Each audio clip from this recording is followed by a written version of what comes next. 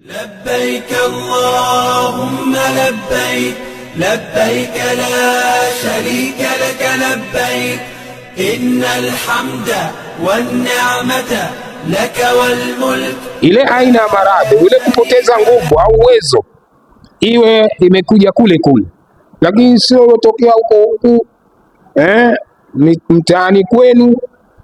Unajua shida zako, lakini pengine ukazificha ili na we uwemo. Ibada si kitu cha nini, cha jazba. Ibada si kitu cha ushabiki.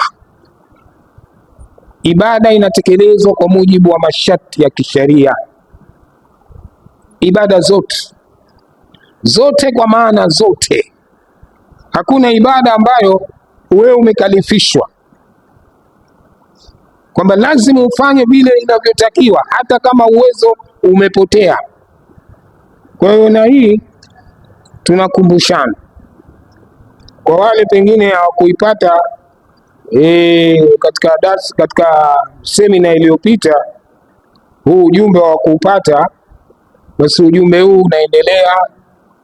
Tunakumbushana kwamba kwa wale ambapo balil insanu ala nafsihi basira, anasema Allah, bali mwanadamu mwenyewe kwa nafsi yake anajiona, anajijua mwenyewe. Unaweza ukamficha daktari, lakini utamficha daktari, hukumficha Allah. Na ibada inatakiwa ifanywe kwa ridhaa, ukijisikia raha. Sio unakwenda kule mtume toba, huku kwenye ibada hamna. Hata ndio maana sala ikawa kuna nafasi kadhaa. Ikiwa uwezi kwa kusimama, kaa kitako, lala ubavu, lala chali, yatume macho yako au mwili wako, kichwa chako, usalia kwa kichwa tu, ili usiumie. Usije ikawa una rukuu hali ya kuwa huku unanung'unika, unaguta. Hiyo si swala. Katika ibada zote naipigia sana mfano swala, kwa sababu ndio ibada maarufu kwetu ya kila wakati. Kwa hiyo pia inatakiwa tuifahamu vya kutosha. Kwa hiyo wale ambao afya zao hazitowaruhusu, basi wawatume wale wapenzi wao wanaowakubali, ili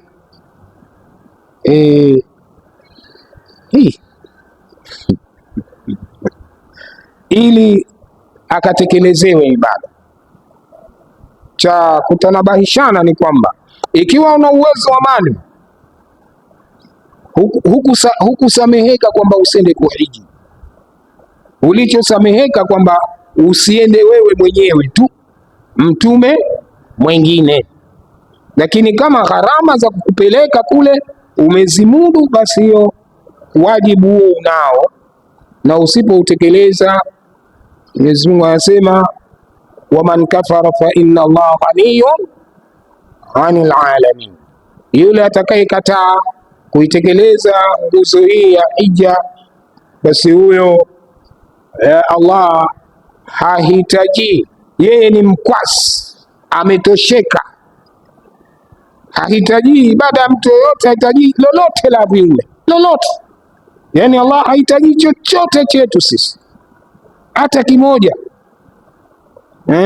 Hata katika ile suratul Hajj amesema lam yanala Allah luhumuha wala dimauha walakin yanalu taqwa. Mwenyezi Mungu hahitaji nyama zao wala damu zao wala nini zao, wanyama wale wanaochinjwa. Yeye Allah anachotaka ni taqwa, ni ule utiifu wetu kwake. Kwa hivyo wewe utakapokuwa umetoa pesa zako ukamwakilisha mtu, tayari umefanya utiifu. Na pengine yule utakayemtuma pengine akafanya ibada uzuri zaidi kuliko ukenda wewe mwenyewe, kwa sababu wewe kila wakati ungelikuwa katika hali ya kujinyonga nyonga, una furaha. Mwenyezi Mungu hapendi hivyo, kwamba wewe mtu dhofu unajinyonga nyonga, unajikunja kunja.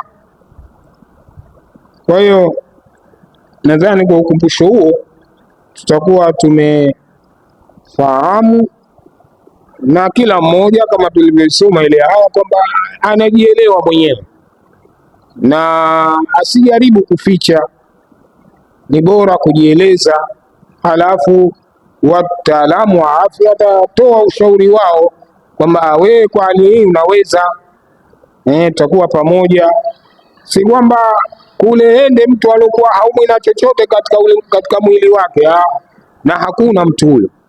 Si hapa tukenda tukifanya vile vipimo vya kupima mwili, basi kila mmoja atakuwa na mdorongo wa maradhi au mapungufu ya afya katika mwili wake, lakini kumbe anaweza harakati zake. Kwa hiyo tunakumbushana hilo, na mada yetu ambayo ilikuwa ndio ya pili, lakini naona muda umekwenda. Tutazungumza kwa mukhtasar. Tulikuwa tuzungumzie ibada ya sala, na sala katika vitabu vyote vya fiqhi maulama hawakuanzia sala, ila mwanzo wameanzia tahara, yani tohara, usafi, ambayo hii tohara ni katika sharti za sala. Kwa kabla hatujaingia kwenye sala, tutalazimika tujifunze tohara, usafi. Na usafi wa Islam una eneo kubwa na wenye tahadhari kubwa, mpaka kufikia mtu kusimama mbele ya Mola wake haistahiki kukurupuka tu. Pengine anatia udhu huku anazungumza habari za Manchester na Liverpool, pengine anazungumza mambo ya kisiasa huko, basi yale maandamano bwana, yeye anatia udhu. Shekhe, unaenda kuswali, unaenda kucheza mpira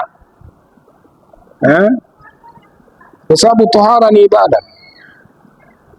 Na kwa sababu muda wetu umeliwa sana, labda tuziguse tu hizo sharti za swala, ikiwa sharti ya kwanza ni mtu awe Muislamu. Na sisi alhamdulillah tumshukuru sana kwa neema hiyo, kutubakisha katika Uislamu ni neema kubwa sana. Hakuna neema kubwa duniani kuliko Uislamu. Lakini halafu sharti ya pili ni kuwa na akili, na sisi hapa alhamdulillah, japo akili zetu zinapitana uwezo, lakini sote tuna akili. Lakini sharti nyingine, kwa mfano tukigusa hiyo tohara tena tutakuwa tumefika, lakini kuna sharti ya kuelekea kibla ambayo nayo ina umuhimu wake kuelewa. Lakini kuna sharti ya kuingia kwa wakati wa sala, ambayo nayo ina umuhimu wa kipekee nyakati za swala. Ni jambo ambalo kila Muislamu anatakiwa awe na maarifa nalo, nyakati za swala na ile uelekeaji wake kwa kibla. Basi hiyo kibla pia kuna uafadhali, lakini nyakati za swala ni kitu muhimu sana. Alafu kuwa tohara, yani kuwa wewe ni msafi. Usafi ni kitu kikubwa. Kuna usafi wa moyo ambao ndio Uislamu. Huwezi kusali kawa wewe moyo wako mchafu, wewe mwenyewe mshirikina, pengine nguo zako unazofanyia ibada ni za dhulma. Zote zinaingia katika masharti ya swala. Sasa sijui kama tutakuwa tumehalalika kukwapua, kumnyang'anya huyu, kuchukua cha huyu, tukenda tukanunulia nguo tukavaa nzuri inapendeza, nguo pengine ya 80,000 kama ya Miriale hapa lakini kumbe kipato kile cha dhulma. Bwana Mtume asemaje? Anasema Mtume sallallahu alaihi wasallam katika hadithi ninayoikumbuka au ninayoijua mimi, kwamba lau kama nguo ina thamani ya dirham 10. Dirham ni aina ya pesa ambazo zilikuwa zinatumika na kuna baadhi ya nchi mpaka leo zinatumika, lakini sasa sisi tuchukulie kwa shilingi yetu ili iwe rahisi kufahamu. Kama hii nguo ina thamani ya shilingi 10,000, wewe ukamudu 9,500, 500 ikawa ukakwapua, ukaiba, ukadhulumu kwa njia yoyote, ukaongezea pale, ukenda ukanunulia nguo yenye kupendeza kabisa, Mtume sallallahu alaihi wasallam anasema mtu huyo sala yake haikubaliwi. Inaingia katika tohara hii, kwamba ile tohara ya nguo sikuwa imeepukana na najis tu, mpaka ile tohara ya nguo iwe ile nguo yenyewe imesafika na aina zote za dhulma, kipato cha kudhulumu au kipato kwa kusema uongo na kufanya kadhaa wa kadhaa ili upate ile nguo. Kwa hiyo tuelewe kwamba mpaka nguo zetu hizi tunazosalia ziwe ni halali.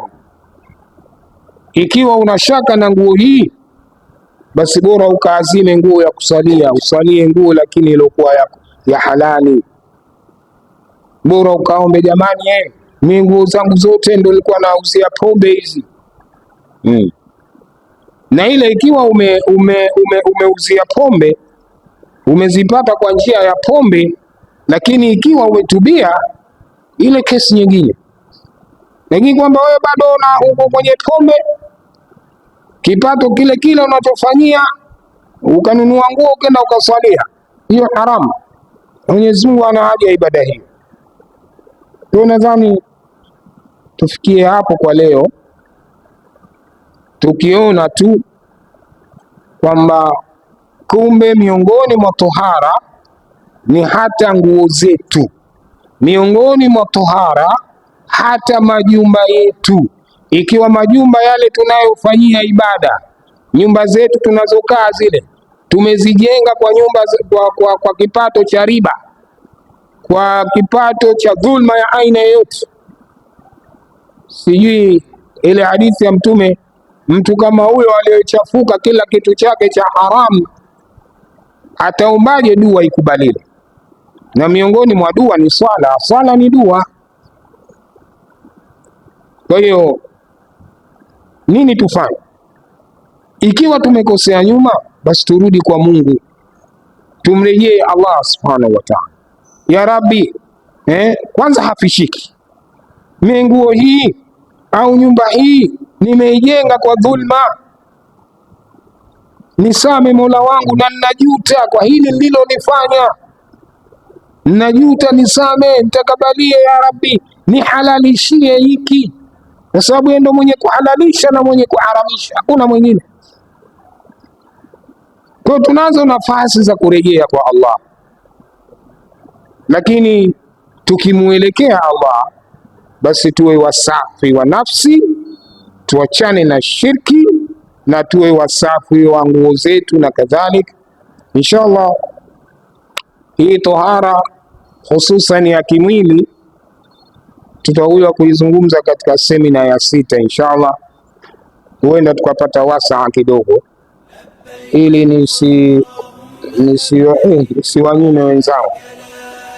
Wabillahi tawfiq. Assalamu alaykum wa rahmatullahi wa barakatuh. Alhamda wan ni'mata laka wal mulk la sharika